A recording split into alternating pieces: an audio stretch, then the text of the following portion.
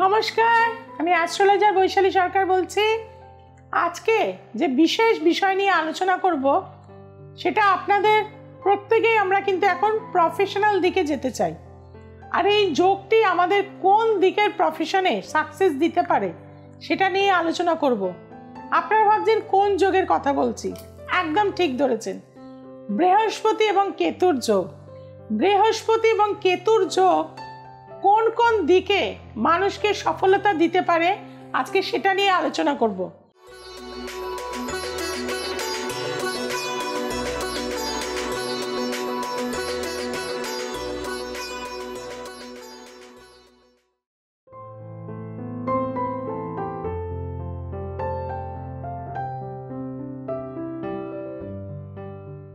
প্রথমেই হচ্ছে কেতু।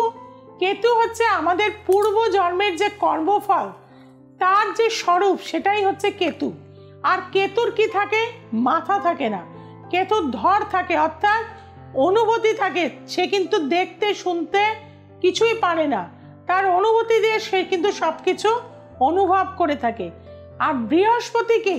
বৃহস্পতি হচ্ছে বৃহৎপতি, অর্থাৎ চেতনা, আধ্যাত্মিকতা, স্পিরিচুয়ালিটি, উইজডম, নলেজ, জ্ঞান সমস্ত কিছুর কারকতা হচ্ছে বৃহস্পতি। অনেকে হয়তো ভয় পেয়ে যায় যে কেতুর সাথে বৃহস্পতি মানে সাংঘাতিক খারাপ হয়ে যাবে, আমার ছকে যেখানে আছে সেই ঘরটাকে একদম দুমড়ে মুচড়ে দেবে। একদমই নয় বন্ধু, আপনারা ভয় পাবেন না। আর যারা সঠিক জ্যোতিষটা জানে না তারা মানুষকে ভয় দেখায় না। ভয় যদি থেকেও থাকে সেখান থেকে কিন্তু আমি মানুষকে সাহস দিয়ে, প্রতিকার প্রতিবেদন দিয়ে মানুষকে কিন্তু পার করে আনি। আর দীর্ঘ 24 বছর আপনাদের সাথে পথ চলা, প্রতিটা অমাবস্যায় পৌঁছে যায় তারাপীঠ মহাশ্মশানে তন্ত্র ক্রিয়ার দ্বারা, সমাধির মাধ্যম দিয়ে আমি কিন্তু মানুষের সঠিক প্রতিকার করতে পারি।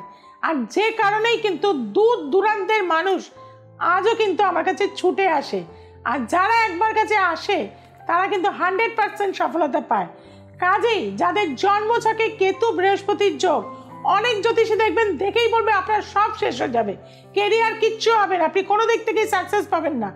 তাদের কথায় বিশ্বাস করবেন না, কারণ জ্যোতিষ শাস্ত্রের প্রত্যেকটা জিনিস কিন্তু আমাদের বুঝতে হয়। কত ডিগ্রির মধ্যে থাকলে মানে গ্রহটি আপনাকে ভালো সাপোর্ট দিতে পারবে, বা অস্তমিত অবস্থায় যদি থাকে গ্রহটি, তাহলে কি আপনাকে সে সাপোর্ট দিতে পারবে, বা তার নেগেটিভ ফলও কি আপনি পেতে পারেন। প্রত্যেকটা জিনিস কিন্তু জানা বা বোঝার কিন্তু জায়গা রয়েছে। সেই জায়গা থেকে বলবো, যেহেতু বৃহস্পতির সাথে কেতু যুক্ত হচ্ছে, বৃহস্পতি কেতু কি করে, যে গ্রহের সাথে থাকে, কেতু বা রাহুর কিন্তু কোনো ঘর থাকে না, তারা যে গ্রহের সাথে থাকে তার পুরো ফলটা কিন্তু নিয়ে নেয়। যে ঘরে বসে থাকে তার পুরো ফল নিয়ে নেয়, যে নক্ষত্রে থাকে তার পুরো ফল নিয়ে নেয়, এবং যে যে গ্রহ তাকে দৃষ্টি দেয় তার ফলও কিন্তু সে দিয়ে থাকে। অর্থাৎ কেতুর কিন্তু কতটা পাওয়ারফুল এখানে আপনার অনুভূতিটা সেটা নিশ্চয়ই আপনারা বুঝতে পারছেন। বৃহস্পতির সাথে যখন কেতু থাকে তখন কিন্তু দেখা যায় যে আপনার মধ্যে জানা, শেখা বা যে কোনো সাবজেক্টের প্রতি একটা নলেজ, গবেষণা করার মানসিকতা প্রবলভাবে কিন্তু আসবে। কারণ বৃহস্পতি হচ্ছে জ্ঞানের কারক গ্রহ।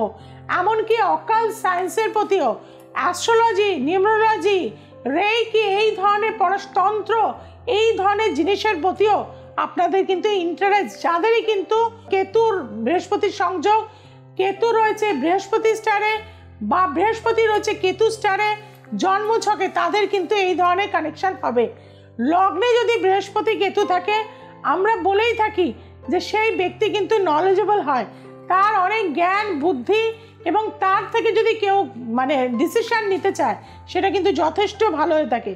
দ্বিতীয় যদি বৃহস্পতি কেতু থাকে, সে অর্থশালী হলেও লোককে কিন্তু শো করে না।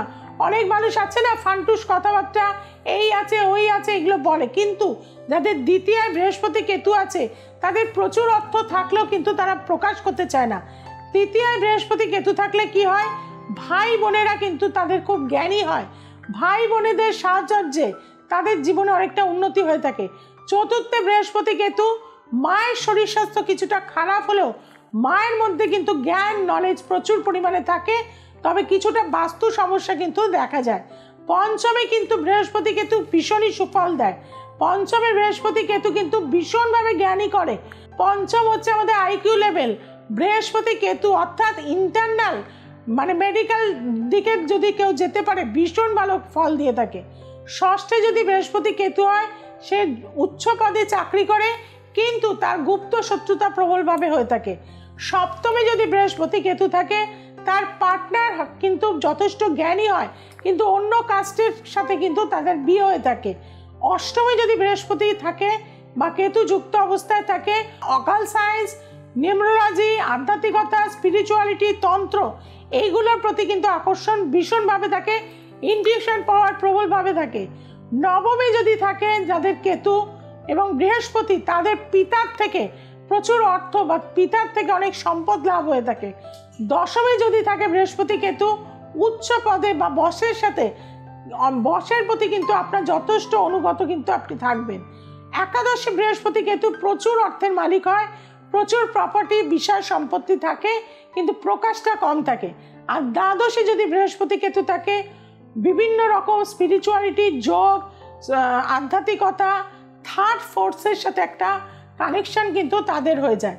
কিন্তু প্রফেশন দিকে যদি যেতে চান, কেতু এবং বৃহস্পতির কি কানেকশন থাকলে, যদি অগ্নিতত্ত্বের উপর আপনার যদি দশম ভাব থাকে এবং সেখানে যদি কেতু এবং বৃহস্পতি থাকে, ভালো সার্জেন্ট হতে পারবেন, ভালো গোয়েন্দা হতে পারবেন, ভালো সাইকিয়াট্রিস্ট হতে পারবেন, অর্থাৎ অন্তর্নিহিত জায়গাগুলো কিন্তু আপনারা জানতে পারবেন। যদি দেখা যায় পিতৃতত্ত্বের সাথে যদি কারো কানেকশন থাকে, ভালো চার্টার্ড হতে পারবেন, ভালো মানে এলআইসির এজেন্ট হতে পারবেন, ভালো আপনি ব্যাংকিং সেক্টরে কাজ করতে পারবেন। যদি আপনি দেখা যায় পিতৃ শ্রেণীতে যদি আপনার দশম ভাব পড়ে যায়, যদি জলরাশিতে যদি কানেকশন থাকে, তাহলে লেখনী শক্তি কিন্তু এদের প্রবলভাবে হয়। লেখালেখি, বই, স্ক্রিপ্ট, বিভিন্ন রকম সফটওয়্যার মানে নতুনভাবে সৃষ্টি করার যে মানসিকতা, অর্থাৎ শিল্প বা ক্রিয়েটিভিটির জগতে এরা কিন্তু ভীষণভাবে সাকসেস পেয়ে থাকে। আর যদি বায়ুতত্ত্বের থাকে হয়, তাহলে কিন্তু পাইলট হতে পারে, অ্যারোনটিক ইঞ্জিনিয়ারিং দিকে সাকসেস পায়, আইটির দিকে ভীষণভাবে সাকসেস, বা বিভিন্ন থিসিস বা গবেষণার কাজেও এরা কিন্তু ভীষণভাবে সাকসেস পেয়ে থাকে। কাজেই যদি আপনার জন্মছকে বৃহস্পতি বা কেতু একসাথে রয়েছে, ভয় পাওয়ার কারণ নেই, ভয় দেখানোর জায়গা নেই, আসতে হবে একবার আমার কাছে, অবশ্যই সাকসেস পাবেন। যারা দূরের বন্ধুরা রয়েছেন তাদেরকে বলবো আপনাদের জন্য অনলাইন কনসালটেন্সি চলছে, চিন্তা করার কিছু নেই। নিচে যে নাম্বারগুলো যাচ্ছে, কিভাবে কনসালটেন্সি আপনারা পেতে পারেন তার জন্য যোগাযোগ করে নেবেন। আর আমি তো আপনাদের জন্য যাচ্ছি, কোথায় যাচ্ছি? শিলিগুড়ি, কোচবিহার, বহরমপুর, মালদা, গৌহাটি, আসানসোল, দুর্গাপুর এবং কলকাতার বিস্তীর্ণ অঞ্চলে কিন্তু আমি বসছি। যার যেখানে সুবিধা সেই চেম্বারে যোগাযোগ করে নেবেন। আর যদি তাতেও আসতে অসুবিধা হয়, অনলাইন তো আপনাদের জন্য থাকছেই। এছাড়াও আপনাদের বলে থাকবো দ্য এসেন্স অফ অ্যাস্ট্রোলজিকে আপনারা খুব ভালোবাসেন এবং দেখতে অনুষ্ঠান একদমই ভোলেন না। অনেক দূর আমাকে নিয়ে চলে গেছেন। আরেকটু এগোনোর জন্য কি করতে হবে? আজকেই চ্যানেলটিকে সাবস্ক্রাইব করে দিন, যে বেল আইকনটি রয়েছে তাকে প্রেস করে দিন, আপনার বন্ধু বান্ধব আত্মীয় স্বজনের কাছে ছড়িয়ে দিন। সবাই খুব ভালো থাকুন, সবাইকে খুব ভালো রাখুন। নমস্কার।